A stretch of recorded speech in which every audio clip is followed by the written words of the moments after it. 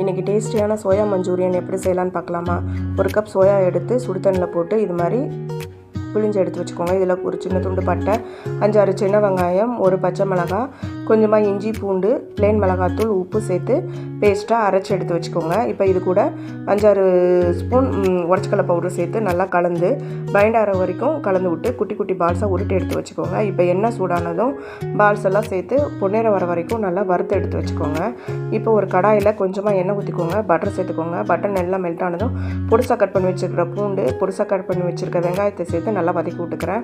இப்போ ஒரு பெரிய வெங்காயம், ஒரு குடமிளகாவை இது மாதிரி கட் பண்ணி வச்சுருக்கேன், அதை சேர்த்துக்கிறேன். நல்லா வதக்கி விட்டு கொஞ்சமாக உப்பு சேர்த்துக்கிறேன். இப்போது நல்லா வதங்கி வர வரைக்கும் வதக்கி விட்டு 1/2 ஸ்பூன் மிளகுத்தூள் சேர்த்து நல்லா கலந்து விட்டுக்கிறேன். இப்போது இது கூட soya sauce, red chilli sauce, ketchup சேர்த்து நல்லா ஒன்றா வர வரைக்கும் நல்லா கலந்து விட்டு இது கூட 1 ஸ்பூன் அளவு கார்ன்ஃப்ளவர் மாவை தண்ணியில் கலந்து வச்சுக்கிறேன், அதை சேர்த்துக்கிறேன். இது கொஞ்சமாக தண்ணி ஊற்றி ஒன்றா சேர்ந்து வர வரைக்கும் கலந்து விட்டு கொஞ்சம் திக்காகிற வரைக்கும் வெயிட் பண்ணி எடுத்து வச்சுருக்கிற பால்ஸை ஒன்றா சேர்ந்து ஒரு 2 நிமிஷம் கலந்து விட்டுக்கிறேன். இப்போ இது கூட கொஞ்சமாக பொடிசாக கட் பண்ண வெங்காயத்தால் சேர்த்து எடுத்து சர்வ் பண்ணிங்கன்னா நல்லா டேஸ்டியான சோயா மஞ்சூரியன் ரெடி.